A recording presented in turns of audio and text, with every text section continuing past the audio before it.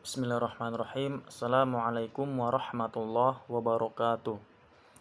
Kami dari kelompok 6 ingin mempresentasikan hasil dari isi makalah kami yang kami jelaskan melalui PowerPoint.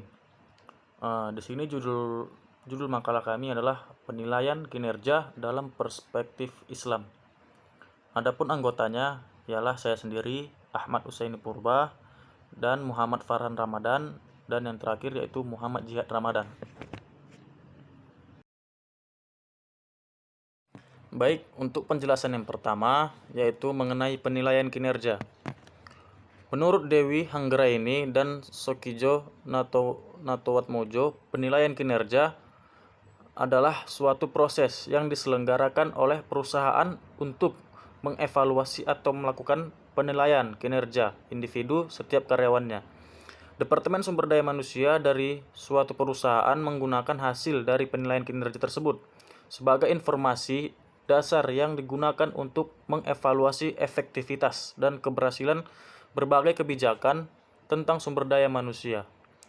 Proses penilaian kinerja harus mampu mengidentifikasi standar-standar kinerja, mampu mengukur kriteria-kriteria yang digunakan untuk melakukan penilaian, dan mampu memberikan umpan balik kepada karyawan mengenai hasil kinerja yang dianggap tidak sesuai dengan standar-standar kinerja atau performance standar adalah patokan yang digunakan sebagai dasar dalam pencapaian kinerja aktual dari karyawan.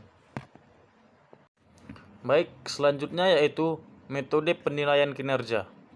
Menurut Sukijo Notowatmojo, metode penilaian kinerja dikelompokkan menjadi penilaian yang berorientasi pada waktu yang lalu dan pada waktu yang akan mendatang. Pada umumnya, penilaian kinerja karyawan berorientasi pada masa lalu berdasarkan hasil yang telah dicapai oleh karyawan itu selama dia bekerja. Metode ini memiliki kelebihan, yaitu perlakuan terhadap kinerja yang telah dilaksanakan sampai derajat tertentu dapat diukur, dan memiliki kekurangan, yaitu kinerja pada waktu yang lalu dan tidak dapat diubah. Evaluasi kinerja yang lalu merupakan umpan balik yang dapat dimanfaatkan untuk perbaikan. Jadi di sini metode penilaian kinerja itu yaitu melihat dari kinerja karyawan pada masa lalu sehingga bisa menjadi penilaian untuk kinerja tersebut untuk karyawan tersebut ke masa yang akan mendatang.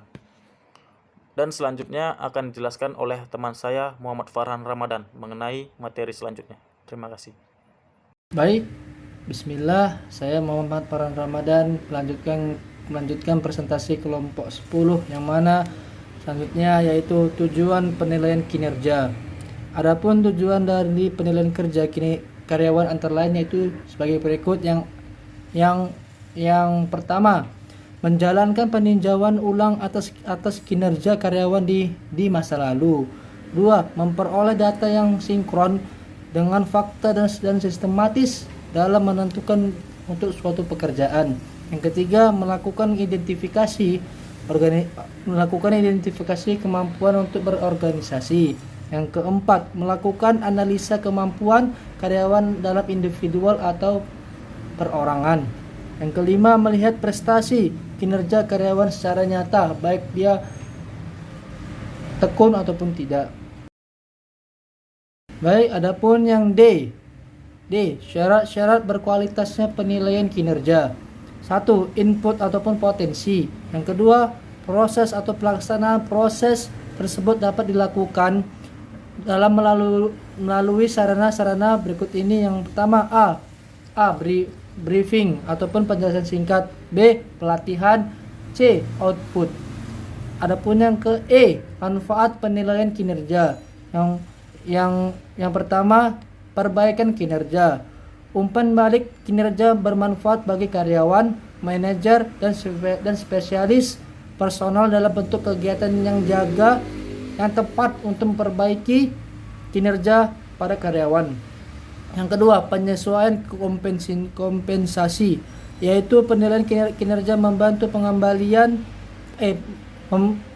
pengambil keputusan menentukan siapa yang seharusnya menerima perangkat pembayaran dalam membentuk upah dan bonus yang didasarkan pada sistem menit. Yang ketiga, adapun keputusan penempatan yaitu adanya promosi, transfer, dan penurunan jabatan biasanya didasarkan pada kinerja masa lalu dan antisipatif, misalnya dalam bentuk penghargaan, piagam, dan segala halnya. Adapun yang keempat, kebutuhan pelatihan dan pengembangan.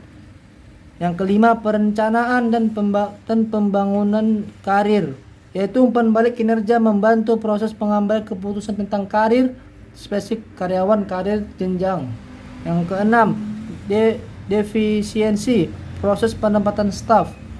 Adapun baik buruknya kinerja berimplikasi dalam hal kekuatan dan kelemahan untuk dalam prosedur penempatan staf. Yang ketujuh, kesalahan rancangan pekerjaan. Mungkin sebagai sebuah gejala rancangan pekerjaan yang keliru. Lewat penilaian inilah dapat didiagnosis kesalahan apa yang telah dilakukan. Adapun G, kinerja dalam perspektif syariah Islam. Allah Subhanahu wa taala berfirman dalam Quran surah An-Nahl ayat 97 yang artinya, barang siapa mengerjakan amal soleh baik laki-laki maupun perempuan dalam keadaan beriman, meyakini bahwa Allah ada, maka pasti akan kami berikan kepadanya kehidupan yang baik dan akan kami beri balasan dengan pahala yang lebih baik dari apa yang telah mereka kerjakan. Demikianlah. Bismillahirrahmanirrahim. Nama saya Muhammad Jihad Ramadan, NIM 0104192053. Saya akan menyambung penjelasan dari saudara Farhan. Islam mendorong umatnya untuk memberikan semangat dan motivasi bagi pegawai dalam menjalankan tugas mereka. Kinerja dan upaya mereka harus diakui dan mereka harus dimuliakan jika memang bekerja dengan baik. Pegawai yang menunjukkan kinerja baik bisa diberi bonus guna menghargai dan memuliakan prestasi yang telah dicapainya. Tujuan manajemen kinerja Islam. Sebenarnya umat Islam termasuk beruntung karena semua pedoman dan panduan sudah terkodifikasi. Ini tinggal bagaimana kita menerjemahkan dan mengapresiasikannya dalam kegiatan harian, mingguan, dan bulanan. Jika kita pandang dari sudut bahwa tujuan hidup itu mencari ridha Allah Subhanahu wa taala. Kesimpulan, penilaian kinerja dalam manajemen sumber daya manusia bermanfaat untuk mengevaluasi kinerja, mengembangkan dan memotivasi karyawan, tetapi dapat menjadi sumber kerisauan dan frustasi bagi karyawan dan manajer.